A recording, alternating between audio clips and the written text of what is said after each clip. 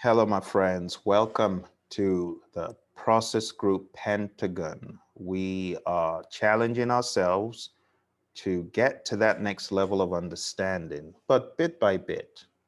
Today, we're going to build on the Pentagon even more. We're going to build some intricacies into it. So let's go to our model and talk about this. In project management, there's something we call integration. I've abbreviated some of the names so that it's easier for them to fit in the circle, but that is integration. And integration is all about coordinating, unifying, and combining the processes of project management. The next bubble here is scope. This is all about scoping out the project and understanding what needs to be done. Schedule management is all about understanding the timeline that you have for the project. That will involve you building a schedule and managing a schedule.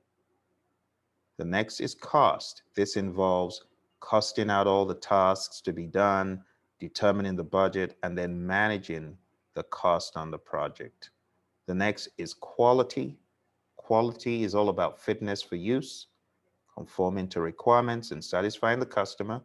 And here we carry out actions to ensure our processes are right, exactly what they should be. And we also carry out inspection to ensure that the deliverable is fit for use. In resource management, this is where we ensure we have the resources we need. We lead the team, and then we also manage our physical resources. In communications, we plan what to communicate and then we communicate it. And we make sure we are communicating the right stuff. In the middle of everything is risk. Risk is uncertainty that could impact the project positively or negatively. Not just any old risk, but risk that really matters. So we have risks across other programs and projects that may not concern us. Instead, our concern is what does really impact us. Next, we have procurements. This is all about identifying if you need to buy something external to the firm, maybe hire additional help from contractors, subcontractors, and things like that. Last but not least, we have stakeholder management. And this is where we identify our stakeholders, we plan to engage them, and we actually engage them. So when you look at all of this, my friends, this is what our Pentagon contains inside it. So at a very high level, you've got initiating, planning, executing, monitoring, and controlling, and closing, which we looked at in the last episode. This episode, we're going deeper into what makes up these process groups.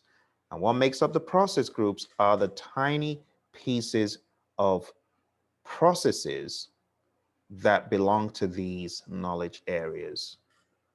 Okay. So if you look at page 25 in the PMP Guide 6th edition, you'll see which processes align with each process group. You'll also see this on Standards Plus. That image, it's right there. So this stuff hasn't gone away. All right, great. So with this in mind, I would like you to get to the next level, which is doing exactly what I just did. I went through all of the knowledge areas and I told you what each one is. So your job right now is to do that. Go through the 10 knowledge areas and see how well you can define them, all right? And in the next episode, we'll talk about interrelationships. See you there.